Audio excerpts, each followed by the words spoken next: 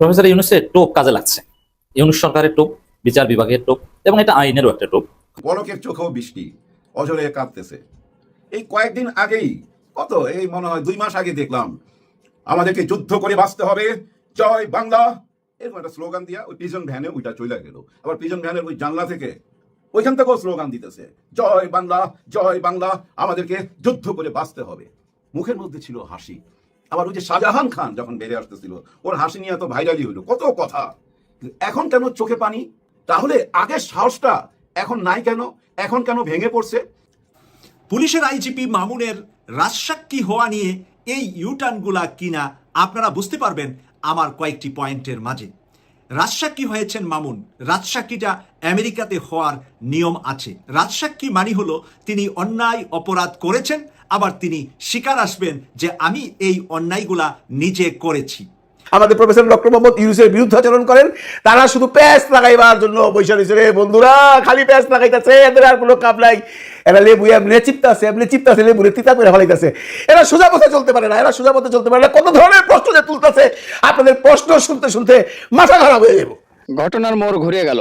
দর্শক, আব্দুল্লাহ আল মামুন আইজিপি ছিল, উনি কিন্তু অবশেষে রাজসাক্ষী হয়েছে এবং থলের বিড়াল বের করে দিয়েছে। আর এই বিষয়টি নিয়ে এখন সোশ্যাল মিডিয়া তোলপাড়, সেটা আপনারা সকলে জানেন। আর একটা বিষয় রয়েছে, সেটি হলো কি বলে, পলক পরে না চোখের পলক কি তোমার রূপের ঝলক। সত্যি এই পলকের বর্তমান অবস্থা দেখে বড্ড খারাপই লাগে। জুলাই অভ্যুত্থানের সময় যিনি আইসিটি মন্ত্রী ছিল, সব ইন্টারনেট বন্ধ করে দিয়ে খুন, গুম, রাহাজানি, অন্যায় অত্যাচারের সাথে যিনি জড়িত ছিল এবং হত্যা মামলার আসামি হয়ে বর্তমানে আদালতে আছে। কিছুদিন পূর্বেও কিন্তু তিনি হুঙ্কার দিয়ে বলেছিল, কিছু কথা হুঙ্কার দিয়ে বলেছিল। এখন সেই পলকই কান্নায় ভেঙে পড়ছে। যাই হোক দর্শক, আসলে মোট 4 জনের বক্তব্য আজকে আপনাদের সাথে শেয়ার করব, যেগুলো আসলে ভিডিও শুরুতে আপনারা দেখেছেন। জনাব মালেক আফসারী সাহেব পলক সম্পর্কে কিছু আলোচনা করেছেন। তারপর সৈয়দ মাসুক ভাই, তাছাড়াও রয়েছে আপনার স্বপন চৌধুরী। সর্বশেষ আরেকটা ভিডিও আপনাদের সাথে শেয়ার করব সোলাইমান ভাইয়ের। তাই মূলত 4টি ভিডিও নিয়ে আজকে আপনাদের সম্মুখে হাজির হওয়া, পর্যায়ক্রমে এক এক করে সবগুলো ভিডিও আপনাদের সাথে এখন শেয়ার করতে যাচ্ছি। তো সবাইকে বলবো ধৈর্য সহকারে ভিডিওগুলো দেখতে থাকুন আর আপনাদের মতামত জানাবেন, আগেই না পুরো ভিডিওটাকে দেখুন। চলুন সর্বপ্রথম মালেক আফসারী সাহেবের বক্তব্যটি আমরা শুনে আসি। তিনি পলক সাহেব সম্পর্কে বিস্তারিত আলোচনা করেছেন। চলুন শুনে আসি। ওইখান থেকেও স্লোগান দিতেছে, জয় বাংলা, জয় বাংলা, আমাদেরকে যুদ্ধ করে বাঁচতে হবে। মুখের মধ্যে ছিল হাসি। আবার ওই যে শাহজাহান খান যখন বেড়ে আসতেছিল, ওর হাসি নিয়ে এত ভাইরালি হইলো, কত কথা। এখন কেন চোখে পানি? তাহলে আগের সাহসটা এখন নাই কেন? এখন কেন ভেঙে পড়ছে?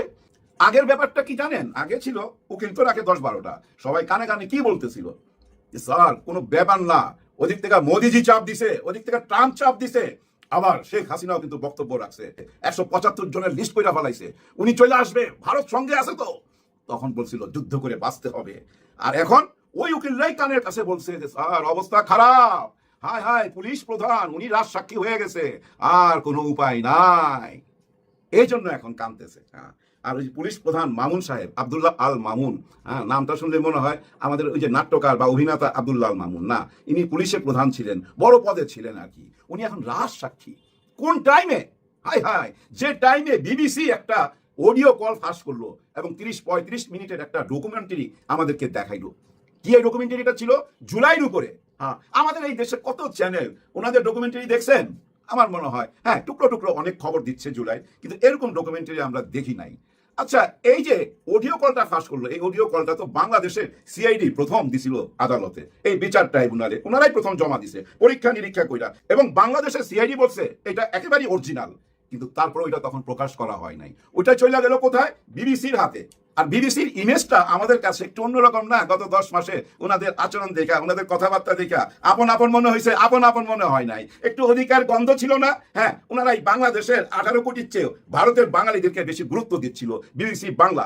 ওই বিবিসি বাংলা এখন দেখেন সবাই পক্ষে চলে আসলো, সবাই মন জয় করে ফেলাইলো। কিন্তু বাংলাদেশে কোনো চ্যানেলকে এই দায়িত্ব দিল না কেন যে ভাই এই ভয়েসটা অরিজিনাল কিনা তোমরা পরীক্ষা করো? বিবিসিকে কেন দিল? কারণ ওনারা বিদেশ থেকে এটা পরীক্ষা করার ক্ষমতা রাখে এবং ওনাদের কথা বিশ্বাস করবে, সারা বিশ্বে এটা ছড়ায় গেল। তো ব্যাপারটা কোন টাইমে? যে টাইমে একজন রাজসাক্ষী দাঁড়ায় গেল, ঘটনাগুলো কিন্তু খুব কাছাকাছি, কিন্তু সবগুলা ঘটনা আপনি যদি এক করেন আপনি একটা জিনিস পাইবেন, মারাত্মক একটা ফলাফল পাইবেন। এই যে পলক সাহেবের কান্না, ওদিকে দেখেন আবার ওরা পানিতে সাঁতার কাটতেছে। এই যে এনসিপির এরা বন্যার পানিতে সাঁতার কাটতেছে, শাপলা ফুল খুঁজা বেড়াইতেছে, তাদেরকে নাকি শাপলা দেওয়া হবে না। কেন দিবেন না? কারণ কি? হ্যাঁ, এত আইন দেখায় লাভ আছে? ওরাই তো আমাদেরকে দ্বিতীয় স্বাধীনতা আইনা দিছে, ওদের এই চাওয়াটা তো পূরণ করতেই হবে, কোনো মতেই রুখতে পারবেন না। ওরা ওইটা মাইনা নিবে না, আপনারা মাইনা নিবেন না। শাপলাই সবচেয়ে সুন্দর প্রতীক এই দেশে। কারা বাধা দিচ্ছে? কারো বাধা মানা যাবে না। হ্যাঁ, যে বন্যা হইতেছে ভাই, কারো বাদ মানবেন না, সব ভাষায় নিয়ে চলে যাবে। তো হ্যাঁ, যেটা বলতেছিলাম, দেখেন রাজসাক্ষী হয়ে গেল পুলিশের একজন প্রধান কর্মকর্তা। কেন রাজসাক্ষী হইলো? উনি কিন্তু নিজের সেভ কইরা ফেলাইলো। হ্যাঁ, রাজসাক্ষী হওয়া মানে কি জানেন? রাজকীয় একটা ব্যাপার পায়, কিন্তু উনি এখন এই কারাগারের মধ্যেই ভিআইপি ট্রিটমেন্ট পাবে। ওনার আবার সিকিউরিটি লাগবে, যেহেতু উনি রাজসাক্ষী, হ্যাঁ রাজার সাক্ষী, তার মানে উনি সিকিউরিটি পাবে। এবং আইনে এমনও আছে উনি কিন্তু জামিনও পাইতে পারে, জামিন পাইলে অবাক হবেন না, কারণ উনার কথার উপরে নির্ভর কইরা আর বিবিসি ওই অডিও কল এবং আন্তর্জাতিক বিচার ট্রাইব্যুনালের কাছে আরো শত শত ভিডিও ফুটেজ আছে। সব কিছু মিলায়া বিচার শুরু হয়ে গেছে তো ভাই, তাই না? বিচার শুরু হয়ে গেছে। এই যে 19 তারিখে জামাত আসবে, জামাতের এখানে প্রথম দাবি কি জানেন? প্রথম দাবিটাই হইলো প্রতিটি হত্যাকাণ্ডে বিচার হইতে হবে, এটা জামাতের দাবি। আমি আবার বলতেছি, এখানে কথাটা বুঝেন, প্রতিটি হত্যাকাণ্ডের বিচার হইতে হবে। তার মানে কি? বিডিআর হত্যাকাণ্ড, শাপলা চত্বরের হত্যাকাণ্ড, হাই শাপলা দিতে চান না প্রতীক, অথচ এই শাপলা চত্বরে কত বড় হত্যাকাণ্ড ঘটে গেছে। হ্যাঁ, এই শাপলা তো দিতেই হবে, এই শাপলা চত্বরের হত্যাকাণ্ড এবং 24-এর হত্যাকাণ্ডের বিচার চায়। এটা ওনাদের প্রথম দাবি, 7টা দাবির মধ্যে প্রথম দাবি। এই বিচারগুলা হইতেই হবে, না হইলে কিন্তু কোনো নির্বাচন ওনারা মাইনা নিবে না। জুলাই সনদপত্র ঘোষণা করতে হবে, এটাও ওনাদের দাবি। 19 তারিখে আপনারা বুঝতে পারবেন। হ্যাঁ, 19 তারিখে আপনারা বুঝতে পারবেন। ভাই, ডক্টর মোহাম্মদ ইউনূস স্যারের ব্রেনের মধ্যে যে কি আছে কিছু বুঝি না ভাই, আমার ভীষণ কৌতূহল। হ্যাঁ, ওনাকে নিয়ে না আরো অনেক গবেষণা করার বাকি রয়ে গেছে আমাদের। ওনাকে আমরা এখনো চিনতে পারি নাই, স্লোলি চিনতে পারতেছি। দেখেন, নিজেকেই কিন্তু ভিলেন বানায় নিল। কার কাছে? কিছু রাজনৈতিক দলের কাছে, যারা ওনাকে খুব সাপোর্ট দিত, ওনারা ওনাকে সন্দেহের চোখে দেখা আরম্ভ করলো। তার মানে উনি এখন ভিলেন। হ্যাঁ, এটা কি হইতে পারে? হ্যাঁ, এটা সবাই ভাইবা নিছিল, অনেকে এটা নিয়ে অনেক কথা বলতেছিল, বুদ্ধিজীবীরা এটা নিয়ে গবেষণায় নাইমা গেছিল, কিন্তু আমার মনে কোনো সন্দেহ ছিল না, কারণ এটা একটা মেকিং গেম, যে আমি ভাই এখন ভিলেন, তোমরা আমাকে ভিলেন বানাও। ডক্টর মোহাম্মদ ইউনূস স্যারের ভাই দুষ্টামি বুদ্ধি ভরা মাথার মধ্যে। হ্যাঁ, দুষ্টামি বুদ্ধি না হলে তো ভাই এভাবে নিজেকে ভিলেন বানাইতে পারতো না, ঠিকই ভিলেন বানায় নিছে। আবার ওই টাইমে দেখেন ওই দলের সবাই কিন্তু ওনার পক্ষে চলে গেল। একটা টাইমে আইসা সবাই আবার সংলাপে বৈশা গেল, মনে হইতেছিল না একদম মিলা গেল। হঠাৎ আবার দেখেন দূরত্ব বাইরা গেল। আর এই দূরত্বটা শুরু হইলো কই থেকে জানেন? চরমনাই পীর সাহেবের ওই যে জনসভা থেকে। জনসভা তো না, জনসমুদ্র। পল্টন থেকে আরম্ভ কইরা মৎস্য ভবন হইয়া এদিকে বলছেন বার্ডেন হাসপাতাল, ঢাকা ইউনিভার্সিটি থেকে আরম্ভ কইরা পুরা এলাকায় জনসমুদ্র জোয়ার। এই জোয়ার দেখা ভাই অনেকের মাথা খারাপ হয়ে গেল। মাথাটা এতটা খারাপ হইলো, এমন একটা ঢিল মারলো চরমনাই পীর সাহেবের দিকে, যে ঢিলটা উনি লুইফা নিছে, মাথা লাগে নাই, লুইফা নিয়ে আবার উল্টা যে মারছে না ভাই, কাচের ঘরে যে আছে সে টের পাইতেছে। হ্যাঁ, সে টের পাইতেছে। কি বলছিল? চর মোনাই, চর শব্দটা আমি মনে করছিলাম কি জানেন? ওই যে ভারতের চর, ওই পাকিস্তানের চর, মানে ভারতের গোয়েন্দা, এরকম কিছু মনে করছি। আমার তো আর মোটা মাথা, কিন্তু না, গোলাম মাওলা রনি সাহেব আজকে ক্লিয়ার করে দিছে, এই চর মানে অন্য চর, ওইটা চর এলাকা মানে চৌরা বলছে। আর চৌরার আসল মানে কি সেটা গোলাম মাওলা রনি বলছে। ওই যে পিনাকি ভট্টাচার্য যে একটা সিল মারে না, বইকার জয় আকার ও দোষিন্নারও আবার আকার দেয়, সাংঘাতিক ভাবে সিল মারে, ওইটা নাকি এর অর্থ। এটা দর্শক, পরিচালক মালেক আফসারী সাহেবের কাছ থেকে আপনারা বিস্তারিত জানলেন বর্তমান সাবেক আইসিটি মন্ত্রী পলক আহমেদ সম্পর্কে। একসময় হুঙ্কার দিলেও এখন তার সকল হুঙ্কার থেমে গিয়েছে। হয়তো সে বুঝতে পেরেছে যে এখন আর সময় আমার হাতে নেই, কোনো দিক দিয়ে আর রক্ষা হয়তো পাবে না। প্রথমে ভেবেছিল হয়তো রক্ষা পাবে, কিন্তু আসলে দেখেন, শয়তানের চিরকাল থাকে না এবং পাপ বাপকেও ছাড়ে না। এটা প্রমাণ হয়েছে যখন, তখন পলক একদম মনে করেন যে নেতিয়ে গেছে। যাই হোক, দ্বিতীয়তে চলুন আমরা সৈয়দ মাসুক ভাইয়ের একটা বক্তব্য আপনাদের সাথে শেয়ার করি। হ্যাঁ, যেখানে আব্দুল্লাহ আল মামুন তিনি যে রাজসাক্ষী হয়েছে এর বিষয়টি নিয়ে বিস্তারিত আলোচনা করেছে। চলুন সৈয়দ মাসুক ভাইয়ের বক্তব্যটি শুনে আসি। পুলিশের আইজিপি মামুনের রাজসাক্ষী হওয়া নিয়ে এই ইউটার্নগুলা কিনা আপনারা বুঝতে পারবেন আমার কয়েকটি পয়েন্টের মাঝে। রাজসাক্ষী হয়েছেন মামুন। রাজসাক্ষীটা আমেরিকাতে হওয়ার নিয়ম আছে। রাজসাক্ষী মানে হলো তিনি অন্যায় অপরাধ করেছেন, আবার তিনি স্বীকার আসবেন যে আমি এই অন্যায়গুলা নিজে করেছি। এই অন্যায়কারী যে স্বীকার আসবেন, স্বীকার আসার কারণে এমনও হতে পারে এই অন্যায়কারীকে বেকসুর খালাস অথবা তার সাজা কমিয়ে দেওয়া হতে পারে। এই কারণেই তারা রাজসাক্ষী হন। অপরাধ সংগঠিত করে একাধিক মানুষ, দেখা গেছে 10 জন মিলে একটা অপরাধ সংগঠিত করেছে, আর সেই অপরাধীদেরকে ধরা আইনের ফাঁক ফুকুরে অনেকেই পালিয়ে যেতে পারে। সেই কারণে ওই অপরাধীদের মধ্য থেকে একজন যদি বলে আমি রাজসাক্ষী হব, যেহেতু আমি নিজে অপরাধী আর আমি যদি রাজসাক্ষী হই তাহলে আমি যা বলবো তা বিশ্ববাসী এবং বিশ্বের আইন সব কিছুতে সেটা গ্রহণীয় হয়ে যাবে। তাই মামুন ছিলেন পুলিশের আইজিপি, তাই তার হাতেই 1,500-এর মতো মায়ের সন্তানের জীবন গিয়েছে। এখন সে যদি রাজসাক্ষী হয় তাহলে এই জীবন যাওয়ার পিছনে আরও যারা অপরাধী আছেন, আরও যারা এই কারণে অর্ডারটা যিনি দিয়েছেন, বাস্তবায়ন যারা করেছেন, সবার বিচার করাটা একেবারে সহজ হয়ে যাবে। কারণ রাজসাক্ষী ওই ব্যক্তি হচ্ছেন যিনি নাকি ওই কাজের ভিতরে, ওই জিনিসগুলার ভিতরে সরাসরি নিজে জড়িত ছিলেন, এবং তিনি স্বীকার এসে বলবেন যে আমি এখানে ছিলাম, আমি এই অর্ডারটা করেছি, আমাকে উনি করেছিলেন, উনাকে উনি করেছিলেন, আমি তাদেরকে করেছিলাম। এই হলো রাজসাক্ষীর বেসিকটা। রাজসাক্ষীর বেসিকটা যদি আমরা বুঝি তাহলে আমরা শেখ হাসিনা এবং আসাদুজ্জামান কামাল ভারতে থাকার পরেও তারা কিছুতেই রেহাই পাবে না। কারণ একটার পরে একটা মামলায় যখন রাজসাক্ষী প্রমাণগুলা দিবেন তখন আন্তর্জাতিক অপরাধ ট্রাইব্যুনালে এই মামলাটি অনেক সহজে চলে যাবে। আর আন্তর্জাতিক অপরাধ ট্রাইব্যুনালে কেউ যখন মানে রাষ্ট্রীয় ক্ষমতায় যারা শুধু থাকেন, যেরকম কোনো একটা রাষ্ট্রের রাষ্ট্রপ্রধান পুতিনের নামে এবং ইসরায়েলের প্রেসিডেন্টের প্রধানমন্ত্রীর নামে, নেতানিয়াহুর নামে কিন্তু আন্তর্জাতিক অপরাধ ট্রাইব্যুনালে হুলিয়া আছে। ওরা কিন্তু সব দেশে সব জায়গায় যায় না, শুধুমাত্র বাছাইকৃত কিছু জায়গায় ওরা যা, যেখানে তাদেরকে ওই আন্তর্জাতিক অপরাধ ট্রাইব্যুনালের হুলিয়া থাকার পরেও গ্রেফতার করবে না, সেখানে ওরা যায়। আর এই রাজসাক্ষীর সাক্ষী দেওয়ার কারণে আজকে বাংলাদেশের যে আসামিরা তারা একসময় বাংলাদেশের সরকারে ছিল, এখন তারা সরকারে নাই।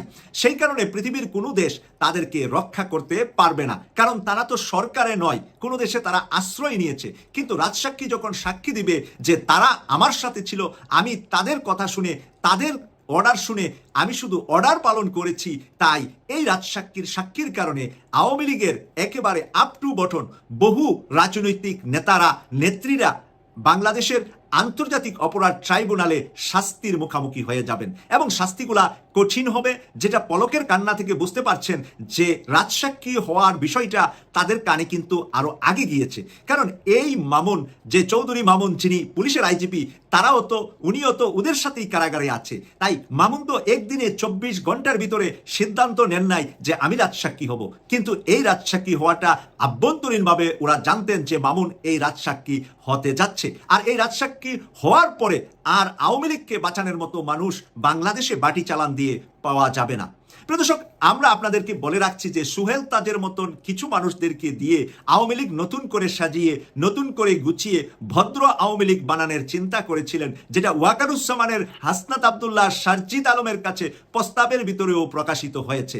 তো এই সুহেল তাজ ইতিমধ্যে যে কথাটা বললেন যে আওয়ামী লীগের এই 24-এর গণ অভ্যুত্থানে অপরাধকারীদের বিচার সম্পূর্ণ করতে হবে, তার মানে সুহেল তাজ ঘুমের ঘরে এই রাজসাক্ষীর বক্তব্য তার কানে চলে গিয়েছে এবং সে বুঝতে পেরেছে এবার মামুন যেহেতু রাজসাক্ষী হয়েছে, আওয়ামী লীগের কোনো দূষর, কোনো ব্যক্তি আওয়ামী লীগের পক্ষে কথা বললে সেও সেই মামলায় জড়ানো হতে পারে, এবং তাকেও এখানে ইউনূস সাহেবের বর্তমান সরকার এবং বর্তমান আন্তর্জাতিক অপরাধ ট্রাইব্যুনাল তাকেও নিয়ে আসবে এই মামলার ভিতরে জড়িত করে।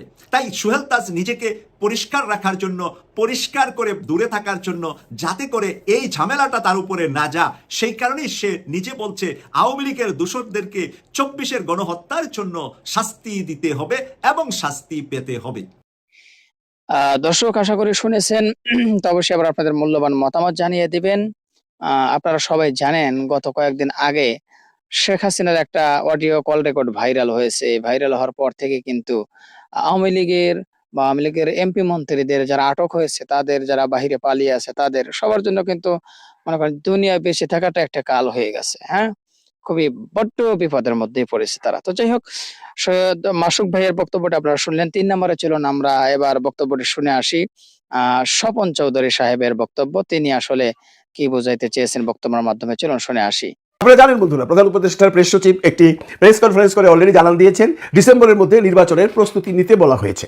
এই কথার মধ্যে বিভিন্ন লোক বিভিন্ন রকম প্যাচ লাগাইতেছে বন্ধুরা। কেউ বলতেছেন ডিসেম্বরের মধ্যে নির্বাচন প্রস্তুতি নিতে বলা হয়েছে, কেউ বলছে না না না ডিসেম্বরের মধ্যে নির্বাচন নেবার প্রস্তুতি নেবার কথা বলা হয়েছে। আসলে কি বলা হয়েছে? আসলে বলা হয়েছে নির্বাচন নেবার জন্য ডিসেম্বরের মধ্যে প্রস্তুতি নিতে বলা হয়েছে। এবার এই কথাটা বলার পরে এই যে পঞ্চপাণ্ডব আছে না, প্রফেসর ডক্টর মোহাম্মদ ইউনূস স্যারের বিরুদ্ধে পাঁচটা নাম করা পাণ্ডব আছে, সারাদিন সারা রাত যদি হিসেবে বদনাম করে এরা খালি খুঁজতেছে এটার মধ্যে কি কি প্রবলেম আছে। নাম্বার 1, এক পাণ্ডব বলতেছে আচ্ছা এই অ্যানাউন্সমেন্টটা কেন প্রধান উপদেষ্টা প্রেস সচিব দিবে? এটা তো নির্বাচন কমিশন দিবে, এটা তো নির্বাচন কমিশনের থেকে আসা উচিত। চিন্তা করছেন? প্রধান উপদেষ্টার মতটা তার প্রেস সচিব বলছে প্রধান উপদেষ্টা চাচ্ছেন ডিসেম্বরের মধ্যে সমস্ত প্রস্তুতি শেষ করো। তার মানে যদি ডিসেম্বরের মধ্যে প্রস্তুতি শেষ করা হয় জানুয়ারি ফেব্রুয়ারির মধ্যে ইলেকশন হয়ে যাবে। এইটারও ওরা পেঁচাইতেছে, মানে আরো পেঁচারি করে দেখেন বলতেছেন। এই প্রেস সচিব বলেছেন যে এই নির্বাচন যেন সুষ্ঠু হয় যার জন্য আইন শৃঙ্খলা রক্ষাকারী বাহিনীকে আরো শক্তিশালী করতে হবে। এর জন্য সরকার 17,000 আইন শৃঙ্খলা রক্ষাকারী পুলিশ নিয়োগ করা হবে। এখন এই পঞ্চপাণ্ডবের প্রশ্ন, আচ্ছা এরা কি বৈষম্য বিরোধী আন্দোলনের ছেলেমেলে হবে? না এরা কোত্থেকে আসবে? এদেরকে কে নির্বাচন করবে? এরা কোত্থেকে আসবে? এরা কি নির্বাচনে একটা মেডিকুলার ডিজাইন খেলবার জন্য সরকার এটা করতেছে? দেখছেন সরকার চাইব কোন দিকে? আরে বোধাই না যে কোনো নিয়োগ তৎকালীন সরকার করে। এর মধ্যে আরেকজন বলতেছে, আমি আর নাম বলতে চাই না, এই পঞ্চপাণ্ডবের একজন, যে এই যে 17,000 নতুন নিয়োগ দেওয়া হবে এগুলো কি নির্বাচন কমিশনের আন্ডারে ট্রেনিং প্রাপ্ত হবেন? চিন্তা করছেন? পুলিশের বলে নির্বাচন কমিশনার ট্রেনিং প্রাপ্ত করতো। আরে বোধহয় বলা হয়েছে পুলিশ নেওয়া হবে, পুলিশ নেওয়া হলে পুলিশ একাডেমি তার ট্রেনিং করে। আর নির্বাচন কমিশন যদি কিছু করতে চায় সেটা ইলেকশনের আগে নির্বাচন কমিশন পুলিশের সাথে বসে সে তাদের কথাবার্তা বলে। এটাও তো আপনারা জানেন না, আইসেন ইউটিউব করতে। কি ধরনের আজগুবি প্রশ্ন আপনারা দেখছেন যে এই যে 17,000 নিয়োগ দেওয়া হবে এইটা কি নির্বাচন কমিশনার তাদের ট্রেনিং দেবে? আচ্ছা এটা কোনো প্রশ্ন হইল? পুলিশের ট্রেনিং কোনোদিন নির্বাচন কমিশনার দেয় বা নির্বাচন কমিশন দেয়? দেয় না তো। এখন সরকার কোন দিকে যাবে? সরকার সুন্দর করে বলছে যে আমরা নির্বাচনের প্রস্তুতি নেই, ডিসেম্বরের মধ্যে সমস্ত প্রস্তুতি শেষ করেন, জানুয়ারি ফেব্রুয়ারির মধ্যে ইলেকশন হওয়া সম্ভব। হ্যাঁ মুখে বলে নাই, কিন্তু তাদের প্রশ্ন হলো সরকার কিন্তু ডেট দেয় নাই, খালি বলছে প্রস্তুতি নিতে, কিন্তু ডেট দেয় না কেন?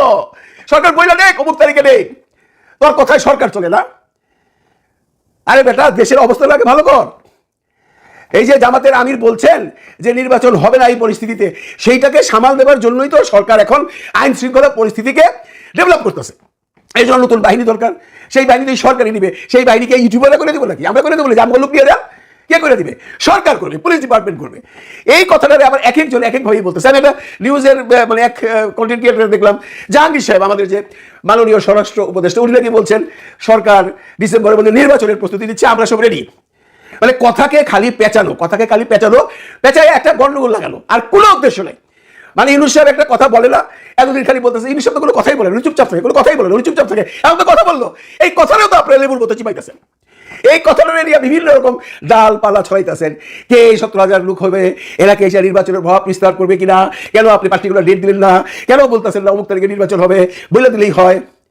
এত কথা বলে এরা, এত কথা বলে, এই জন্য ইউনূস সাহেব চুপ থাকে, এইটাই ভালো। এবারে আরেকটা প্রসঙ্গে আসি। জামাতের আমির মহোদয় অনেকগুলো শর্ত দিচ্ছেন, এর মধ্যে একটা শর্ত দিচ্ছেন আপনারা হয়তো দেখছেন অনেকেই, প্রবাসীদের ভোট নিশ্চিত করতে হবে।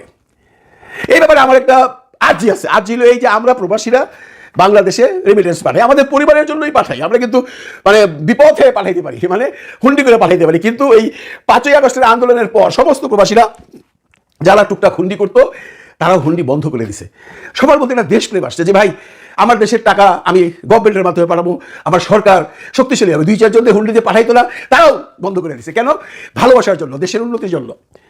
আমরা দেশ থেকে কিছু পাই না, আমরা কিছু চাইও না। আমরা বিদেশে আসি, আমাদের পরিবার পরিজন দেশে থাকে, পরিশ্রম করে টাকা পাঠাই, সেই টাকা দিয়ে তারা চলে, আমরা আমাদের উপকারই করতেছি। কিন্তু ইনডাইরেক্টলি বলেন ডাইরেক্টলি বলেন আমরা কিন্তু সরকারের সবচেয়ে বড় উপকার করতেছি।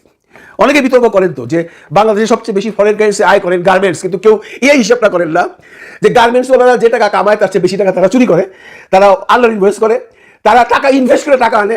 আমরা তো ভাই সেই কবে 5 লাখ টাকা দিয়েছিলাম, এরপরে দিতেই আসি।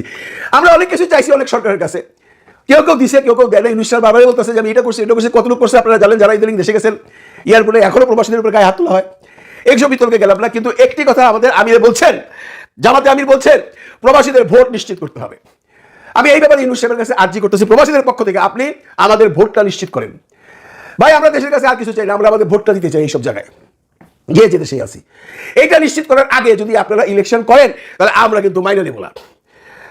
এমন হইতে পারে যে আমরা সেই ডাক দিব যে রেমিটেন্স ব্যান করে দিব, কারণ সব প্রবাসীরা এত কষ্ট করে বাইরে, তারা কি চাইছে? এই ভোটটা দিতে চাইছে। ইলেকশনের দিনে আমরা যাই বেশিতে ভোটটা দিব বা অনলাইনে দিব, যেভাবে সিস্টেম করেন না কেন, এটা কোনো বিগ ডিল না, এটা করা যায়। এইটা না করে যেন সরকার ইলেকশনে না যায়, এই রিকোয়েস্ট হলো প্রবাসীদের পক্ষ থেকে। আমি একজন ছোট্ট মানুষ, আমি প্রফেসর ডক্টর মোহাম্মদ ইউনুস সাহেবকে অনুরোধ করলাম, আমি নাহিদকে অনুরোধ করলাম, আমি জামায়াতের আমির ডক্টর মোহাম্মদ শফিকুর রহমানের কাছে আর্জি রাখলাম, আমাদের ভোটটা নিশ্চিত করেন। দেখেন দর্শক, আশা করি স্বপন চৌধুরী সাহেবের বক্তব্যটি আপনারা মনোযোগ সহকারে শুনেছেন এবং কি বলার চেষ্টা করলো, কি বোঝানোর চেষ্টা করলো সেটা আপনারা শুনেছেন, জেনেছেন, বুঝেছেন। তো অবশ্যই এবার আপনাদের মূল্যবান মতামত